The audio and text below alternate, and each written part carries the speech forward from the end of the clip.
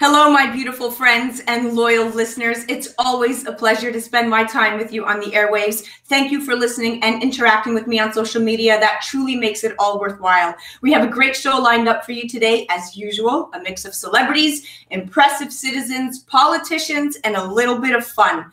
On today's show, I'm excited to say that we have Ellen Shane, founder of the Emily Rose Shane Foundation and Successful Education Achievement Program. She's going to stop by and talk to us about coping with her 13-year-old Emily Rose's tragic death, how it has inspired her current foundations, and her belief in afterlife science. Kyle Wool, president of wealth management at Revere Securities, and Joseph Smith of Bobby Vans will stop in to chat about the current mood in New York City, how Biden's overstimulation of the economy has caused a shortage of workers, and what the summer holds for New York City restaurants.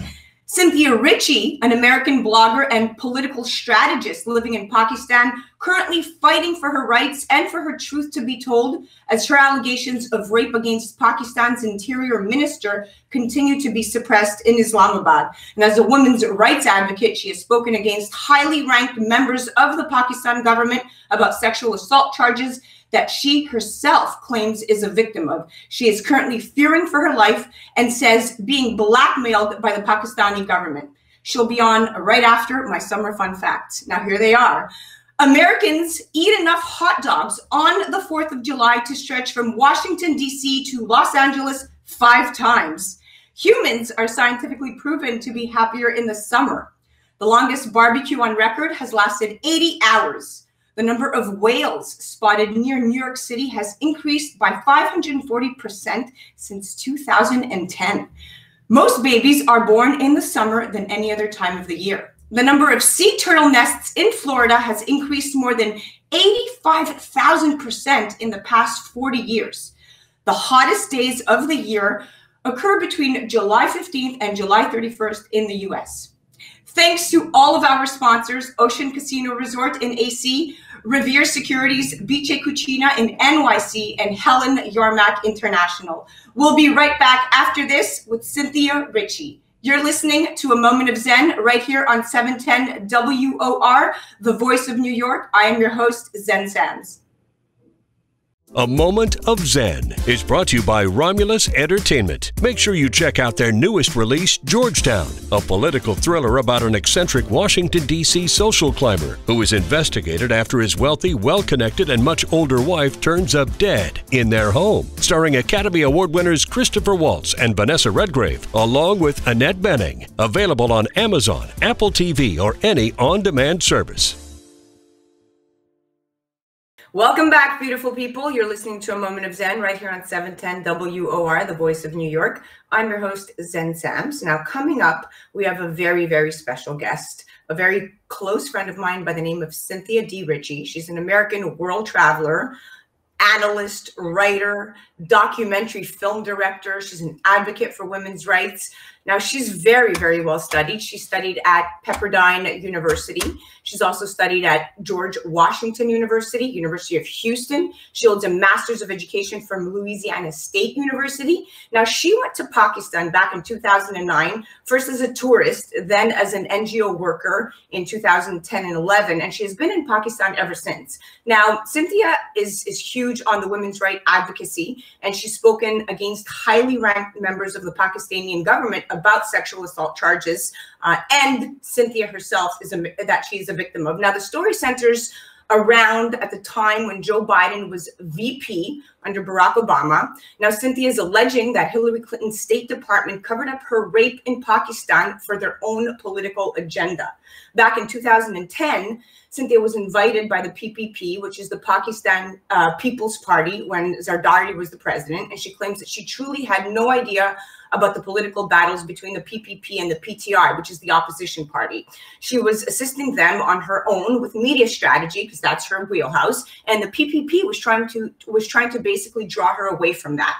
She claims that a former interior minister of Pakistan, a high-ranking official by the name of Rahman Malik, drugged and raped her in 2011 right under Biden and Hillary's nose, basically. So we're talking about a member of the highest parliament raping a U.S. citizen abroad, who then reported this to the U.S. Embassy. And according to her, she was told to keep quiet. Now, she specifically reported the incident to Political Secretary Thomas Huddock in May of 2011, who worked for the U.S. Embassy in Islamabad at the time. She also tried to discuss the matter with Ambassador Cameron Munter, both while in Islamabad and later when she saw him at the State Department in D.C. in 2011, 2012. And he's basically said he couldn't do much for her. Now, this kept going on and on. She tried discussing the matter with Ambassador Robin Raphael, which was a woman at an Atlantic Council event in D.C. late in October of 2012, and she was also disinterested. Now, Cynthia claims that the rape incident occurred at the Interior Minister's Enclave in 2011 under the time of when Osama bin Laden at the time had been tactically taken out. Now, Cynthia thought it was a meeting about her visa when she went to go visit the minister, but she was given flowers and a drugged drink. Now, suspiciously, let's remember the Kerry Lugar Bill of 2009. This bill authorized the release of basically 1.5 billion per year to the government of Pakistan as non-military aid from the period of 2010 to 2014. Now, no audit of who the actual beneficiaries of those funds were ever took place, and leading up to the event of May 2nd, or should I say Osama bin Laden's capture, the Pakistan's PPP party was in desperate need of a cash infusion, and Zardari was the president at the time. Now, this story is a deep, dark hole of a lot of things that are not your average claims, and Cynthia is believing that one of the possible reasons her rape was covered up was because her rape was tied to the same political party, the PPP party, that was accepting money from State Department and Obama-Biden administration for ineffective NGOs, of which she saw many. She saw so many of this going, under the rug, pretending to create women and children-friendly spaces, but all of it was, in her mind, BS. But here to bring you up to speed on the case herself, from Islamabad directly, we have Cynthia Ritchie joining the show, and she's going to tell us where her case stands today against this Interior Minister, Rahman Malik, where she stands with her visa being in Islamabad, and what predicament she's finding herself in. Welcome to the show, Cynthia. Hi, Xen. Thank you for having me. So walk us through what's been happening now. You know, you recently took to Facebook. You went live. You shared the details surrounding your rape and the events that transpired. There was a hashtag trending, Cynthia is pride of Pakistan, hashtag Cynthia is pride of Pakistan, and it became one of the top trends in the country. And it basically intensified your exchange between you and the PPP party. And now you are feeling very cornered. You're feeling somewhat afraid for your life even. And you are feeling like there's really no way out. Tell me what's going on. Well, you've summed it up quite nicely. I mean, as a matter of fact, our court cases have sort of stalled. This is a very common tactic, delaying tactics that the Pakistan People's Party uses. I was pressured by multiple representatives of different governments to actually drop my case, my criminal case against Rahman Malik. The Supreme Court actually ruled in my favor because Rahman Malik was trying to prevent my constitutional right for a first information report against a cognizable offense. The Supreme Court recognized that Rahman Malik was trying to subvert justice. Rahman Malik was also trying to claim immunity, and they denied him that. So for me, this was really quite significant because an individual who is innocent of these various serious claims that I came forward is not going to try to claim immunity from prosecution. You know, it's very sickening to me that you are an American abroad, and you have rights to every right that we have here in America, right? But yet you're not being properly defended, and here you find yourself trying to defend yourself, essentially. What's going through your mind at this point right now? Your case is kind of hit a brick wall. You're feeling pressured. Are you afraid for your life, for your well-being? This is an extraordinarily volatile, dangerous environment I have found myself in. And by environment, I mean political environment. I want to clarify, I consider Pakistan my second home. Much of my time here has been absolutely wonderful. I have the support of the majority of the people here.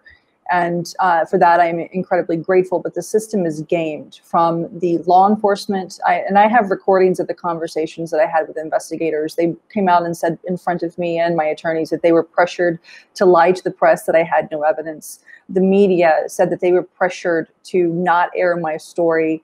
The judiciary plays its role by being complicit in these delay tactics. So the entire system is gamed. And the Pakistan People's Party is essentially doing the same thing to me that was done to me 10 years ago by the United States government. They're trying to bully me into silence and blackmailing me into dropping my cases. So are you claiming that the reason why the U.S. Embassy is not helping you or stepping up to the plate is because they've basically, the PPP party, because of this Kerry Lugar bill, basically the U.S. and Pakistan are in bed together essentially and exposing your rape during the time of, you're saying when Osama bin Laden was captured, it was within the same month. We were raped within the same month, just weeks apart. You're saying that this is exposing what, Pandora's box? What will we discover, do you think? Because you saw it firsthand. Well, the United States government had Blackwater, which were American security private contractors in the country at the time of which I encountered a number. And I essentially saw Blackwater on a number of cases blowing up girls' schools. I was working with an NGO at the time trying to rebuild girls' schools in the Khyber Pakhtunkhwa, just north of Abbottabad. So I had frequently traveled that route from Islamabad through Abbottabad and north of Abbottabad. So I know that area very, very well. I have very good friends who live in the area. So I witnessed, because I had assistance from the Interior Minister himself, I had facilitation, I had security, I came across a great deal of information. I knew something was going to happen in the weeks leading up to the event. I was aware that something big was going to happen. And if you look into the media surrounding a man by the name, or a Blackwater contractor identified as Raymond Davis, he actually shot 2 men in Lahore just weeks prior to the Osama bin Laden event. Now, what's not publicly known or widely publicly known is that these men had information leading up, information involving the Osama bin Laden event as well. My biggest contention when I complained to our ambassadors in Islamabad and when I was in Washington at the State Department was that Blackwater was blowing up girls' schools. I was there to rebuild girls' schools. Now, I'm not trying to and all these events that I saw, the schools being blown up were wrongly blamed on the Taliban. Now, I am not a Taliban sympathizer, and I am not whitewashing the atrocities committed by the Taliban. But what I observed were Blackwater blowing up girls' schools at night, and then they would later brag about this at U.S. Embassy events. So it's a much wider thing. It's about a massive event that was created to continue a narrative that is just simply not 100% accurate as was reported in the media.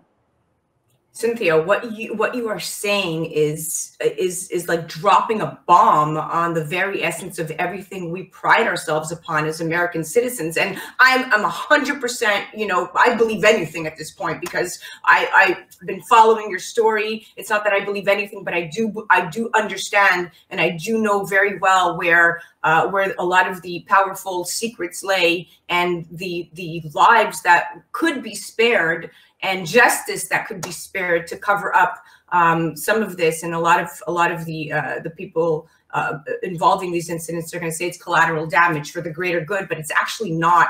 And this has to stop. And what you're saying is that the Democrats were funding this charade, and the funding ensured that the PPP government would throw their own country under the bus when Obama, Biden, Clinton basically asked, is what you're saying.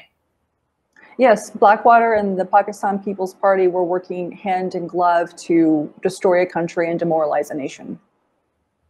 And where are you right now with your case? I mean, is there anybody trying to protect you? Do you want to come back to the U.S.? Do you want to stay there? Or where's the blackmail transpiring? Right. So it's something akin, without trying to exaggerate here, I'm something akin to a political hostage. The Pakistan People's Party is using officers loyal to it within the Foreign Office to influence the Ministry of Interior by withholding my visa. Now, at this point, I have overstayed my previous visa by well over a year. I can't travel freely out of the country. Now, if I threw a big enough fit, I could mobilize the U.S. Embassy to fly me out. But then that would mean that I'm leaving behind these cases, and it would be more difficult for me to re-enter the country without an active visa.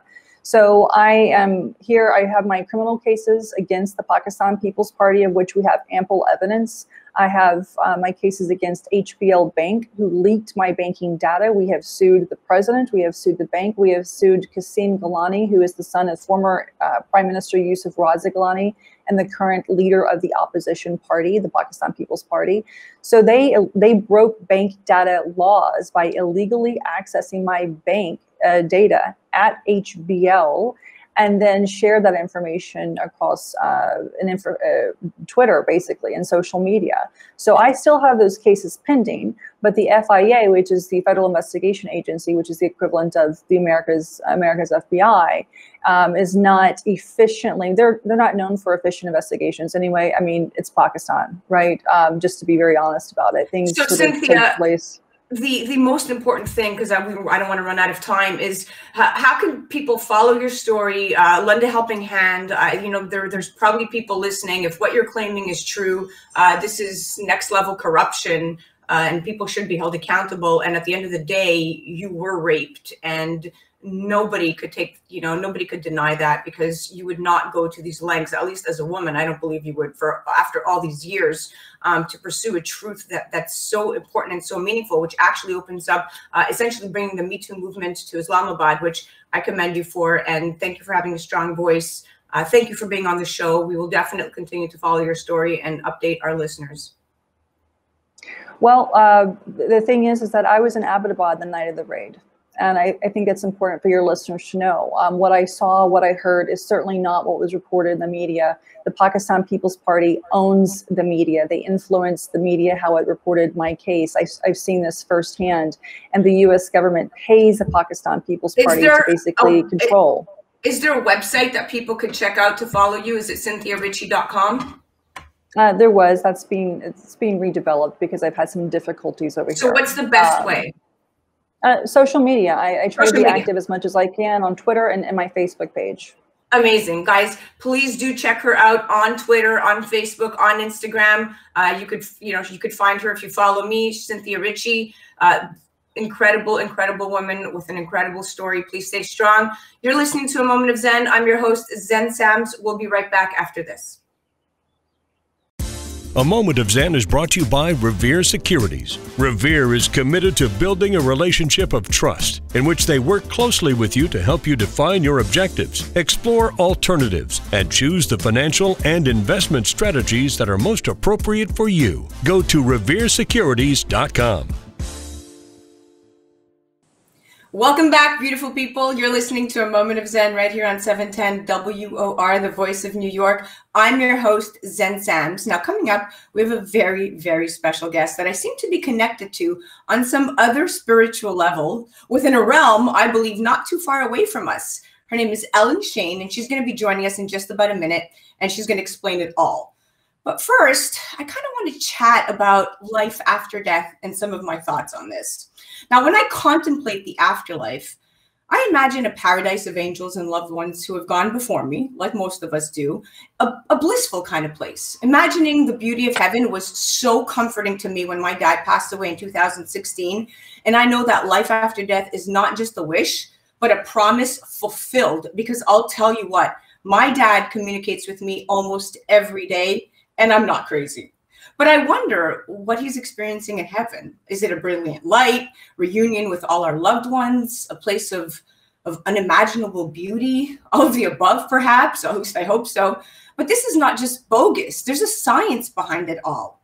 Afterlife science includes near-death experiences, after-death communications, mediumship, end-of-life experiences, electronic voice phenomena, reincarnation, and basically all related phenomena that show that the mind can act independently of the brain.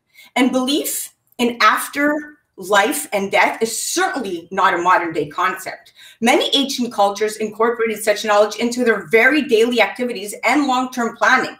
Now, traditional scientific thinking most often discounts the possibility that the consciousness could survive physical death, instead asserting that since consciousness is a byproduct of the brain, when the physical brain ceases to exist, so does consciousness. In other words, our thoughts, memories, and soul are forever extinguished? What? I find that truly very, very hard to believe.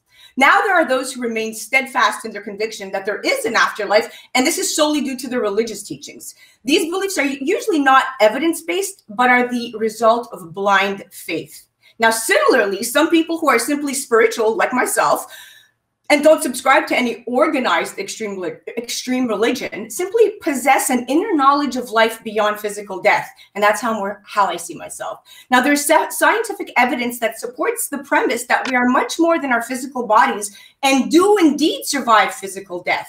Now, when I researched this, I realized that there are other types of phenomena that show that the mind can act independently of the brain. And one of my favorite books is by Deepak Chopra called Life After Death, The Burden of Proof. It was published in 2006. And he says that people in spirit communicate with those in the physical realm in many different ways. And one of the most common methods is through dream visitations, which likely occurs because we are more receptive to communicating during certain stages of sleep.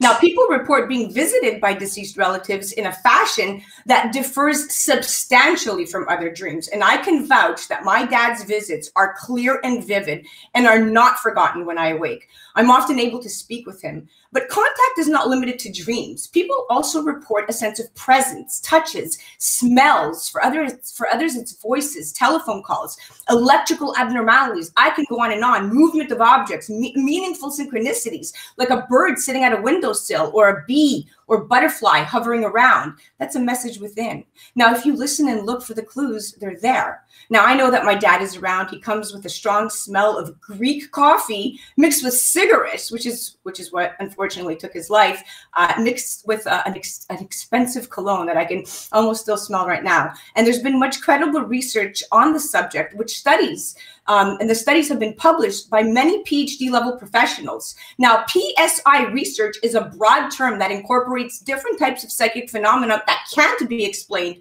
by traditional physical principles. So theoretically, if our minds were limited to and contained within our heads, such phenomena should not exist, and yet they do. Now, this next interview is especially meaningful, and I'm likely going to well up throughout, but we'll promise to hold it together for the sake of airtime.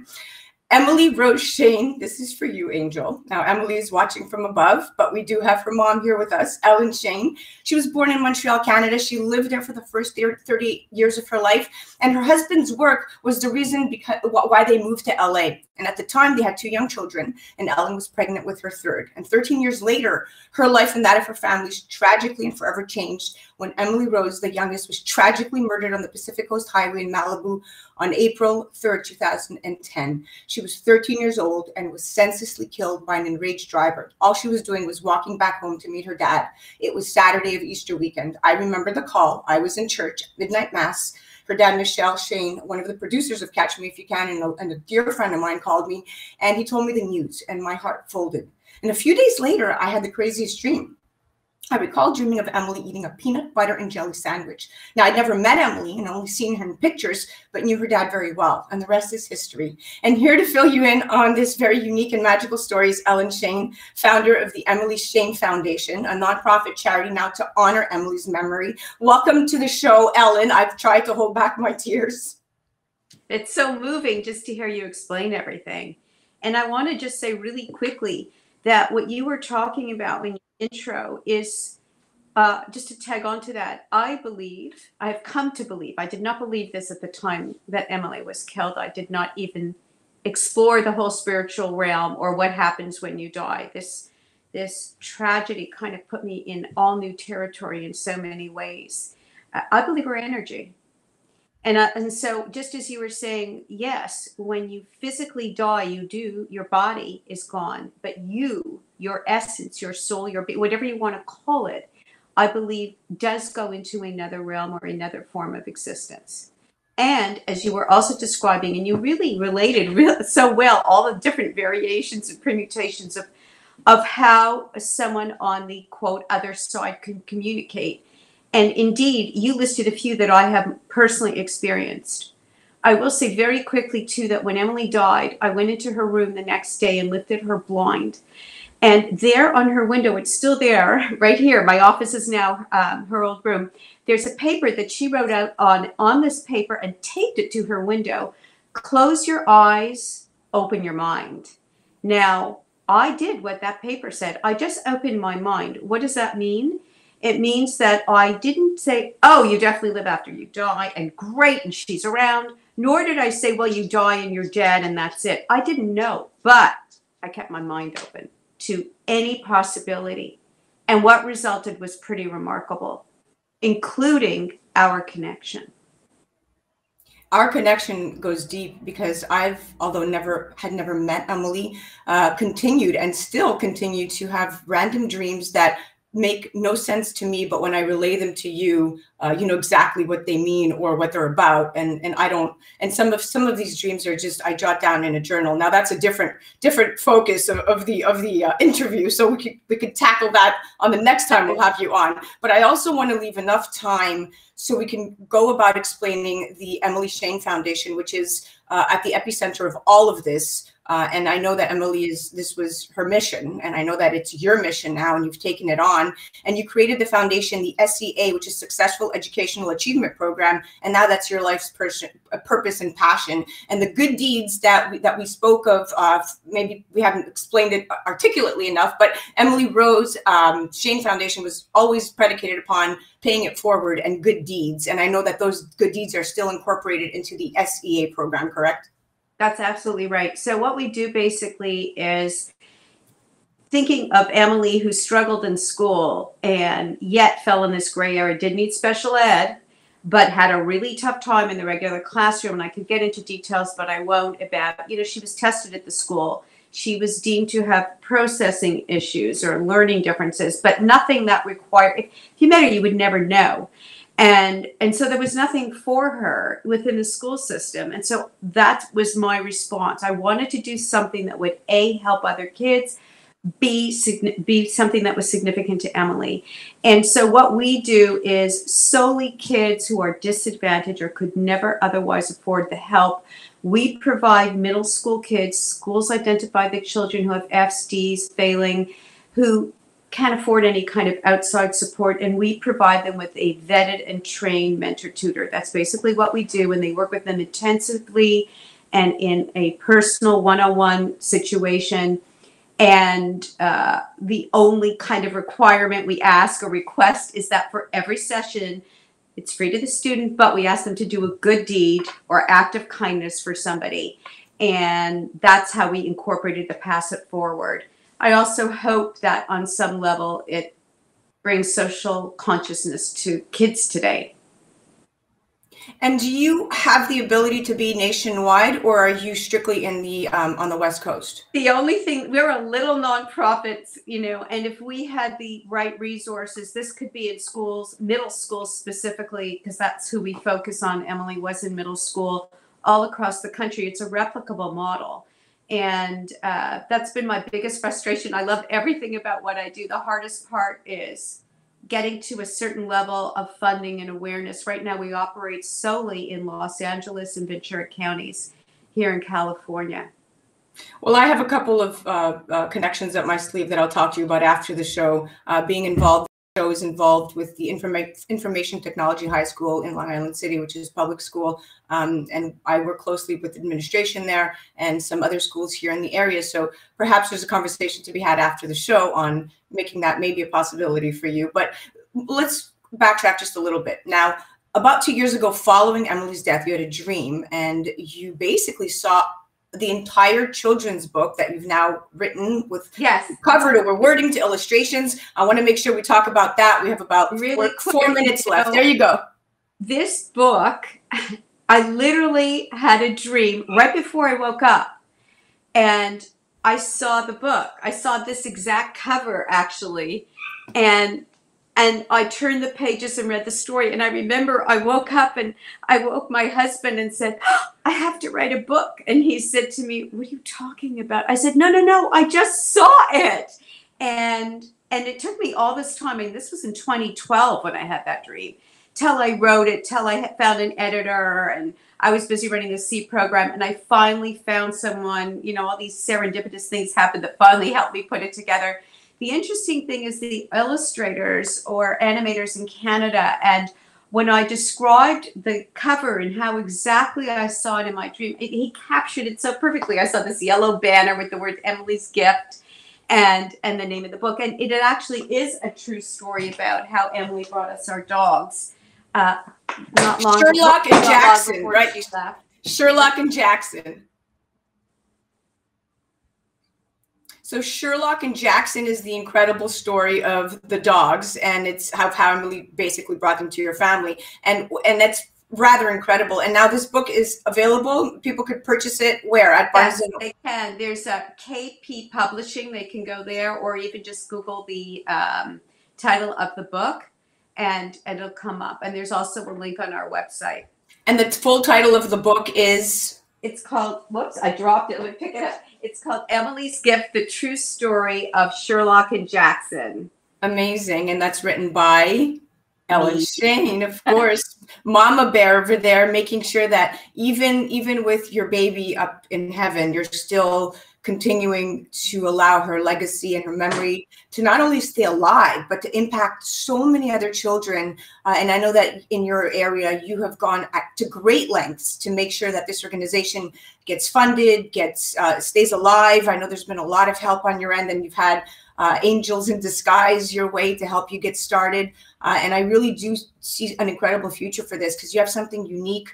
You're passionate about this. And I know that you're being guided by Emily. And that's something in and of itself, because her spirit will always shine on. And even for people that have never met her, and even people who just hear of her story, obviously the 13 years that she lived were very meaningful. And as a mom, you should be so proud.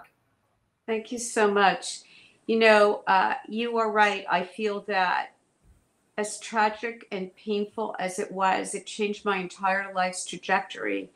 And it's like I found my purpose and meaning and what I should be doing here while I'm here. Is there the website is the EmilyShane.org. EmilyShane.org, and all one word, EmilyShane.org. So you guys could definitely check them out.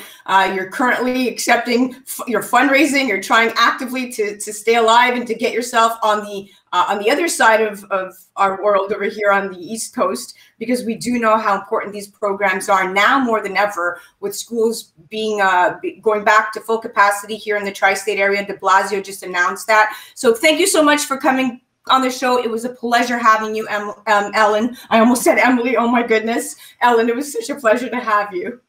Thank you so much. It was really wonderful being here. I really appreciate it. Thank you so much. You guys are listening to A Moment of Zen. I'm your host, Xen Sams. What a touching interview. We'll be right back after this.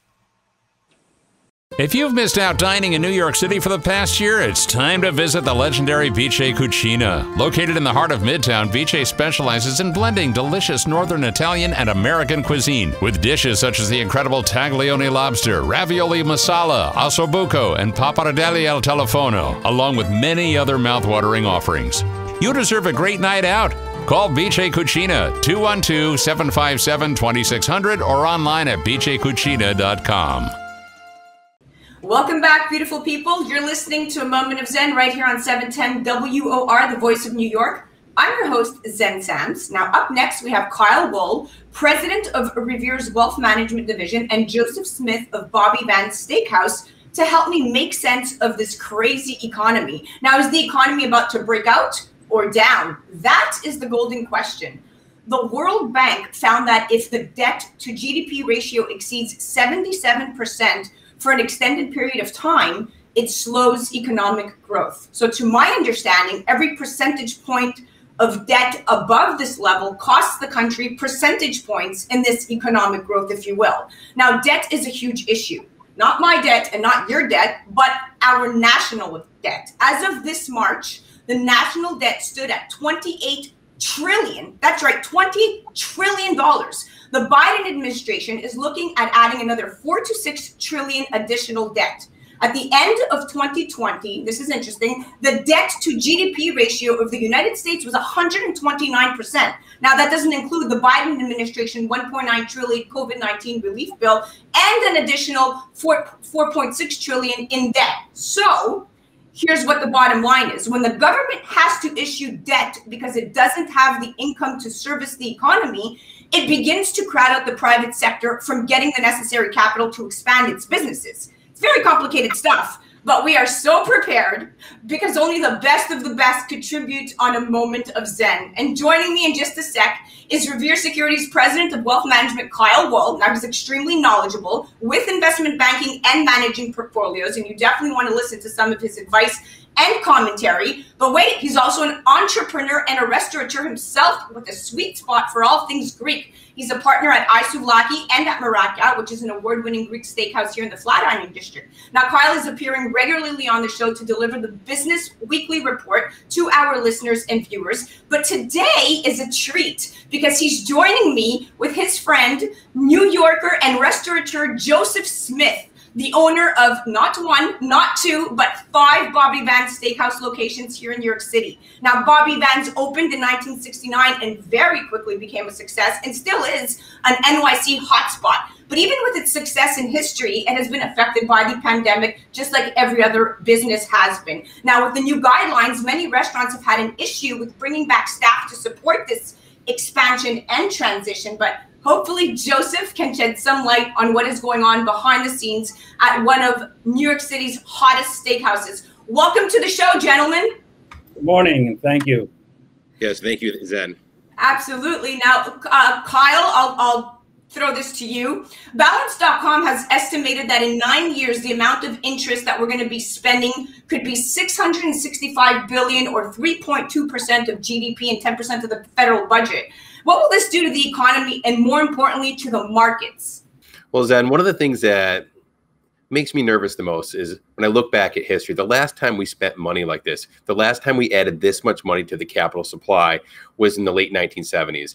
And that led to massive inflation. It led to the point where Chairman Volcker had to raise interest rates to almost 18%, will put mortgages over 24% to actually tame this inflation as we did in the 1980s. Now, when you think of inflation, what does that mean? What it really means is higher prices across the board. Now, who does that affect the most? Does it affect the wealthy individual? No, it affects the person who's living paycheck to paycheck, the blue collar worker, the average middle class American who all of a sudden they go to the pump and they see their gasoline prices go from $2 to $3 to $4 to $5. They see interest rates go up on their mortgages, especially if they have an adjustable rate mortgage. And that can put people in a very bad situation. So what I think we need to do is we really need to temper what Janet Yellen's talking about and what the Biden administration is continuing to push forward is that we need to add more money into the economy. We need to overstimulate this economy because we have to learn from history. And I think this is a very important thing to pay attention to. Kyle, you know, that's very interesting because the real economy is what, what we're talking about right here. And Joseph, you know, businesses on the whole, Joseph, seem really stretched by surging demand for their goods and services, while consumers, in my opinion, are totally ready to splurge. What are you experiencing as a restaurateur in the heart of NYC with where things are at right now? Well, my locations are 45th, 50th between Broadway and 6th, 54th Lexington Park and Wall Street. And the Upper East Side is doing fantastic. They are packed at the sidewalk cafes, the same on the West Side, Soho, and also the Village. But Midtown, both West Side and East Side, is not doing so well because in my level of steakhouse, we cater to the bosses, and their bosses are in Jupiter, West Palm, or the Hamptons, and have no intentions of coming back until mid-September. And they've told me that themselves. So, and also, if you're paying $300 on top of $500 to stay home, why would you come to work for $1,000 when you can pick up maybe another little job somewhere else? A couple of days, you're getting paid cash in the local restaurants where you live in Queens or the Bronx or Brooklyn, which are also very busy. bar taking a 40-foot U-Haul to the border to pick up some help. The suggestion I have is that instead of giving them $300 not to go to work, give them $300 to go to work. Why not do that? This way, on top of their salary, they're getting the same $300. It's not costing the government anything that they were not already willing to pay, and that would get people back to work. And the financial world has to bring their people back before mid-September because it's ridiculous. I agree. And, you know, the Richmond Fed, now we're talking about the Richmond Fed, they reported restaurants and hospitality services were unable to reopen fully because they couldn't find workers, and retailers were limiting inventories because of the shipping and production delays. So, you know, we do see in different parts of our country different reactions to the market. Here in New York City, like you just explained, the summer seems a little bit slower to pick up, where people are fleeing to the beaches and or taking that long-awaited vacation. But I'm going to flip this to Kyle a little bit. Now, Kyle, the Beige Book also said high-income earners were actively seeking jobs to replace lost income, to Joseph's point here, while low-income earners were more likely to stay on the sidelines, again, to Joseph's point, if they were receiving government benefits. Now, this is going to catch up with us and put a ton of pressure on the market. Where is the safer investment these days? That is a big disbalance. What are you buying more or less of for your portfolios? Well, first of all, I'd like to say I agree 100% with what Joseph was just saying. The biggest differences between the Upper East Side and Midtown is you don't have the corporate lunches. You don't have people coming in from overseas to have a proper presentation by a law firm, a Wall Street firm, whatever the case may be. And when you think of great restaurants like Bobby Van, that really hurts their bottom line. They don't have the corporate card. They don't have the private parties in the back rooms. And I think that's decimating these industries. Now, when I think about where's the proper place to make investments right now, I do think you're still having opportunities in technology companies that aren't as affected by inflation. I do think you might see some inflation coming up around the corner in some of the microchip companies that are dependent on East Asian semiconductors out of Taiwan or South Korea. But at the same time, I do think there's going to be opportunities in hospitality. You've seen some of that move already begin, but I do think as the airlines continue to add more flights, as people get the urge to go on a summer vacation or to go away this fall with their children, I do think there's a lot of opportunity in the travel and leisure industry. But yeah, basically the United States this year is expected to register the strongest annual growth in gross domestic product since the early 1980s. And businesses on the whole seem really stretched thin by this surging demand for their goods and services. But at this point right now, I'm starting to feel as if the Biden administration has taken this very bullish approach to revving up our economy without looking at the potential downfalls of going at it so fast, so hard, so strong. And Joseph, what is it that you want to see happen in New York City in terms of help that you can receive on a federal level, or even just from our leadership? Well, the most help we've had at Bobby Vans is from our customers like Kyle and many others that have been coming in as much as possible, leaving extra large tips for the servers and the bartenders. But we need to get people back to work. And you're not going to get the blue collar people back to work by giving them $300 to stay home. My cooks, my dishwashers, my waiters need to be given $300 to go to work. And it needs to be signed off by me as the employer every week so they get it. They could do that to mid-September and nobody'd miss a beat. But mainly, I've got to get them back in the offices. I need the Kyles. I need more of them. I need them back in the office. So they are doing, as Kyle pointed out, great point, the business lunch and booking the private rooms. And there's nobody flying in from Timbuktu to do a business meeting. It's all Zoom. Everything is Zoom. And whether it'll ever go back to people flying in or not, I don't know. This could really hurt us going into the future where the time of the party is no longer out there. So we got to wait and see how it falls Agreed. We have to wait and see. Time will tell. But I'm looking at the glass half full, not half empty. I feel very positive that, you know, by September, when schools are fully reopened, there's no choice but for people to come back and repopulate all of these homes that essentially, these apartments that have been abandoned, where people have gone to the Hamptons or purchased homes in Jersey or have gone to Florida, like you said, or have gone to states with more lax guidelines, if you will, because all of these are just guidelines. I mean, the CDC, these are guidelines. These are not laws, and yet we abide by them as if it was the word of God. But some states have taken matters into their own hands, and you have seen the results. Well, I want to thank the two of you for coming on. You guys have shed some great light on an economy that I'm looking at in a positive way here, but it's quite the complicated nature of things truly this time. But Kyle, thank you so much for piping in all the time. Joseph, we will continue to send people to Bobby Van's Steakhouse. Please check them out. There's so many locations here in New York City. Bobby Van's one of the best and hottest steakhouses out there. And Kyle from Revere Wealth Management, one of our anchor sponsors, and couldn't be more proud that you are now contributing regularly. So thank you so much, guys. Thank you. It's a pleasure. You're listening to A Moment of Xen. My name is Xen Sams. We'll be right back after this.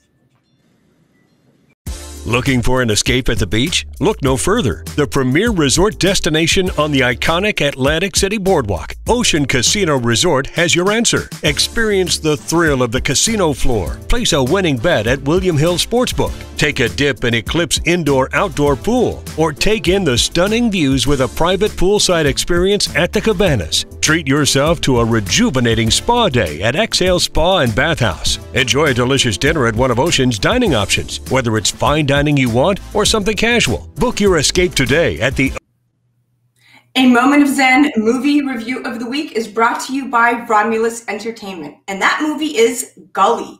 Three friends from a rough LA neighborhood embark on a very wild night of out-of-control partying, but when the rampage stops, the retribution begins. And this is the story of Gully, starring Jacob Lattimore, Charlie Plummer, Jonathan Majors, and Kevin Harrison Jr. These three play characters who grew up together, drift around from a DVD store that they trash for no good reason to the home of a wealthy couple that they terrorize. That's me. That's my part. Yup. I'm reviewing a movie that I am in for split seconds, but hey, there are no small parts. To a couple of drug dealers that they beat up with an ultra-violent gusto right out of their favorite video game, to a nightclub where they party with two young women from out of town.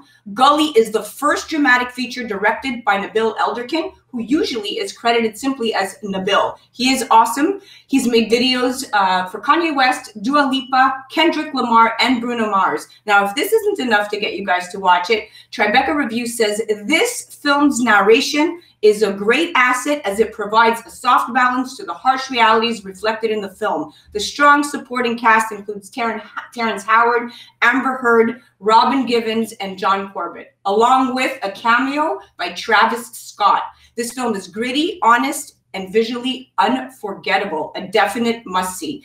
I highly recommend watching it. My stepkids love the film, and it definitely speaks to the Gen Zers. The soundtrack is fire with artists such as 2 Chainz, 21 Savage, Don Toliver, Dua Lipa, Miguel, and Buddy, to name a few.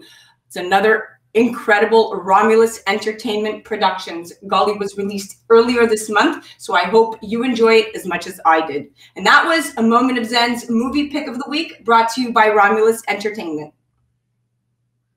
A Moment of Xen is brought to you by Ocean Casino Resort in Atlantic City, Vice Cucina in Midtown Manhattan, Revere Securities, and Helen Yarmack International.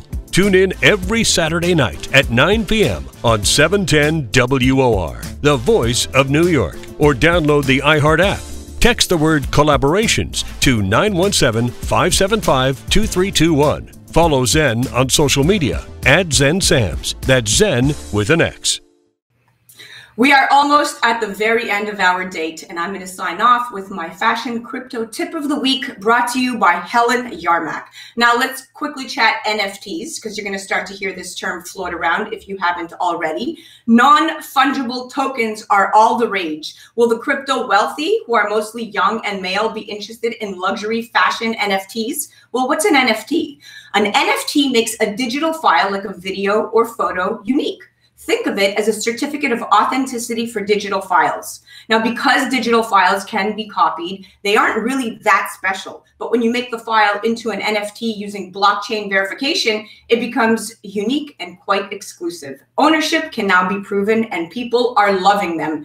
So in a world where so much content is available for free, NFTs add a layer that gives this content value. And Helen Yarmak is the first fashion house to enter the digital world. She is one of the very first, if not the first, fashion house to enter the digital market with an NFT inspired by her one-of-a-kind unique jewelry line.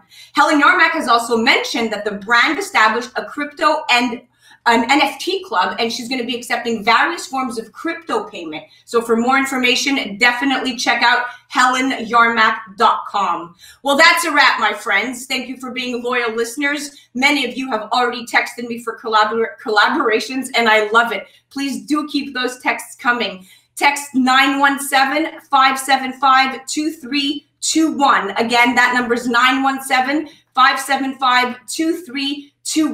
Remember to join me right here on 710 WOR, the voice of New York, every Saturday night from 9 to 10 p.m. or go to 710WOR.iHeart.com/A Moment of Xen to watch fully uploaded episodes as of Sunday morning. Remember to tune back in next Saturday night at 9 p.m. I have an amazing and exciting lineup of guests, as always. Thank you for listening to A Moment of Xen. It has been an absolute pleasure being your host. Thanks again to all of our sponsors, Ocean Casino Resort in Atlantic City, Romulus Entertainment, Biche Cucina, Helen Yarmak International, and Revere Securities. Till next